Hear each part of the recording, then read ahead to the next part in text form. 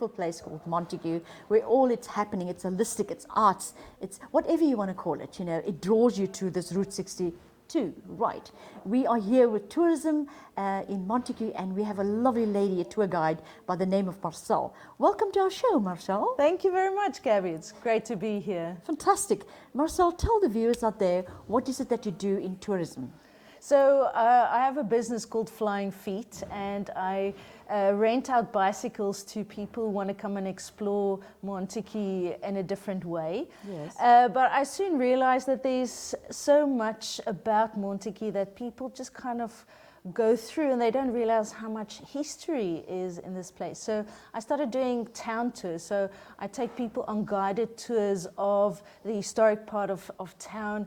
I tell them about the history of the town, the magic of the town, and it's basically a way just to unlock that magic of this place. So I tell them also about, nature, the mountains, all those type of things. And then there's so much so many artists living here, and I also do an art tour, and we go and visit some of the galleries, some of the artists at their homes, and for the brave ones we even do an art class. Not me, I'm not the artist. And then so that's basically how I try to unlock the town, and this Montagu is really developed into a cycling town. So you can either do an easy Dutch-style bicycle tour of the town on your own or with me.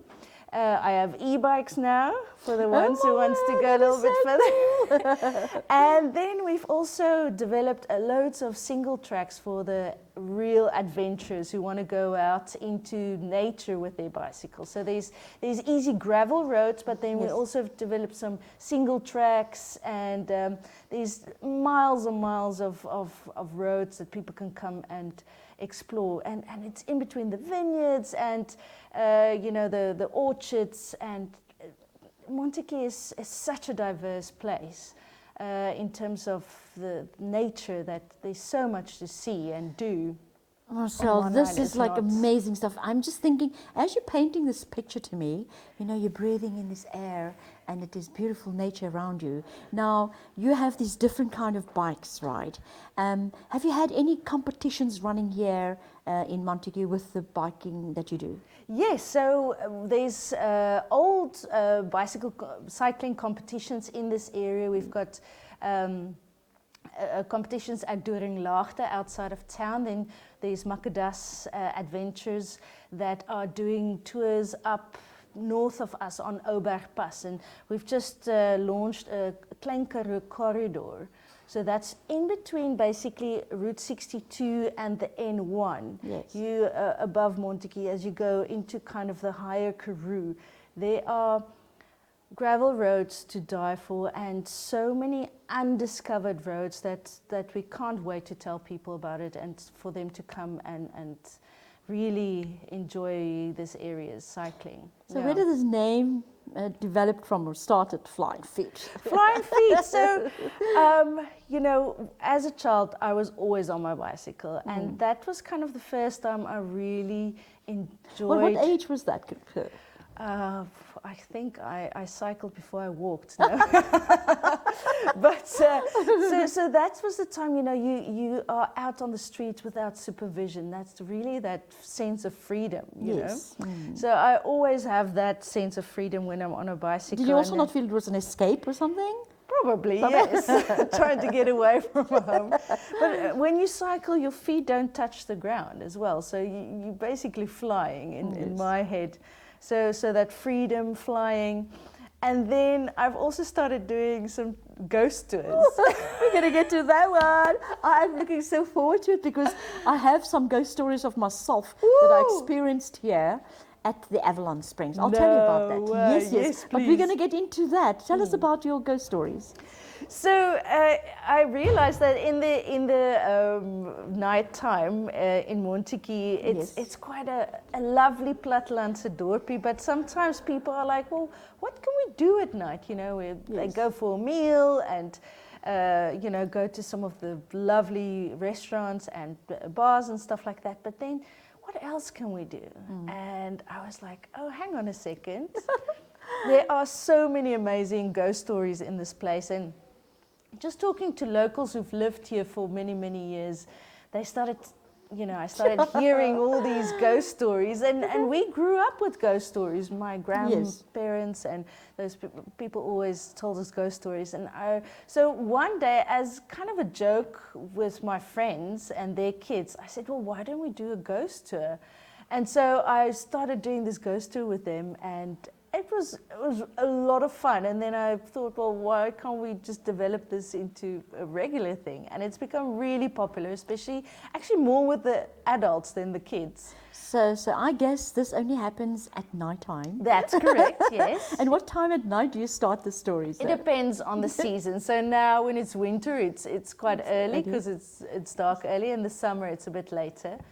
And I also tell people about the history of the town. And people think, there's going to be people in sheets coming out and trying to scare you. It's nothing like that. Look, I work with the magicians. I know how we do the setup and scare you sometimes. No, it's nothing like that at all. So it's not, I don't do fake blood and, all those type of things. That's a different tour. Yes. Mine it's storytelling, and I work with the mind. The mind is the best. Tell me about it. I do fire walking. And that's the mind is the best. I promise you. You put it in the universe, you change your mind in a second like that. Wow. Yeah. Amazing is that. So tell me, where do you start? With what story do you start first when you go on your tour? I don't know if we'll be able to actually do a tour with you tonight. We'd love to. But where do you start? Which place do you start at? Or what story do you start? I always start here at the hotel, and then we go to the church. And where there's a church, there's always, you hear the bells ringing. And the other night, as I started my tour, there was actually an owl sitting right at the top of the spire. So it was really, really cool. And I start there because we've got a caution cat sign here in Bath Street. Yes.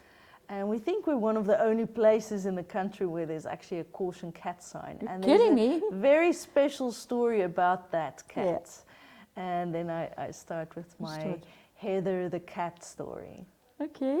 I remember I went to Hollywood, and at the Magic Castle, they've got this, I don't remember her name, the piano. So you can ask her to play any song. There's nobody sitting there.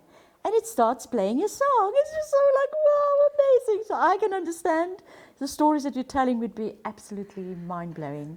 The one story that I know is that I've actually experienced for real.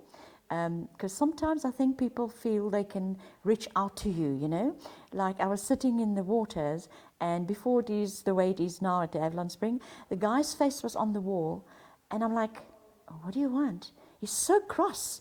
And I started communicating with him in my way because I'm not afraid. And I said to him, we are so enjoying this place. So whatever your problem was, just know that people afterwards are enjoying this to the max. So I think it's time for you to rest well. And guess what? To my amazement, I didn't know. I thought, one of those things.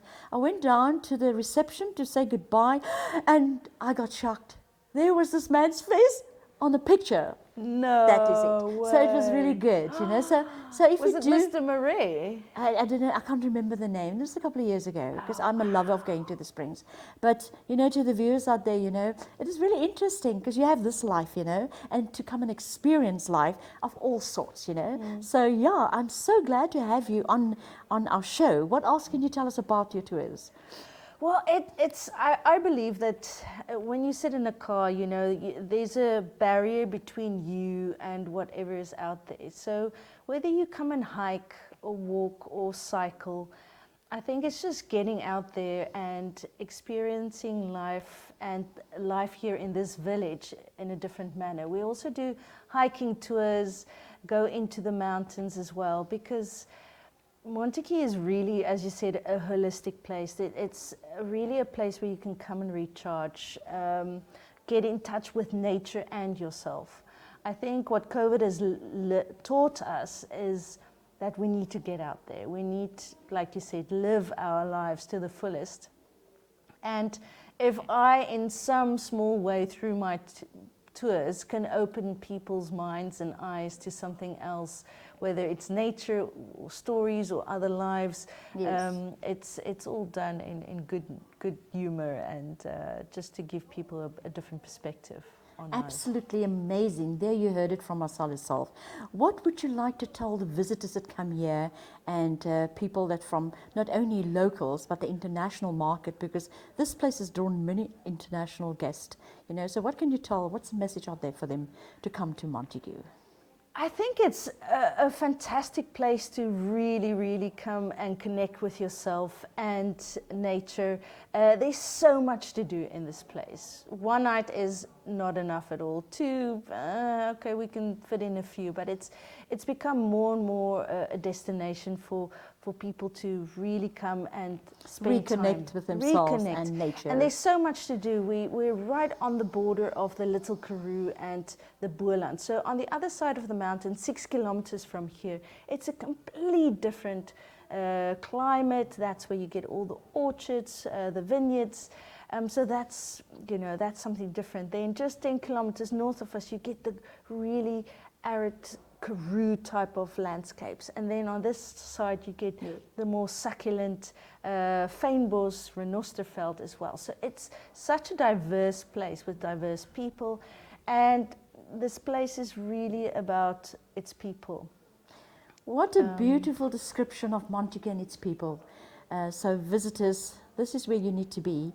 We thank this hotel, the Montagu Countryside Hotel, for having us here and using this space as well to conduct our interviews with these lovely people. So thank you very much for being in our show, Marcelle. Gabby. Over to you.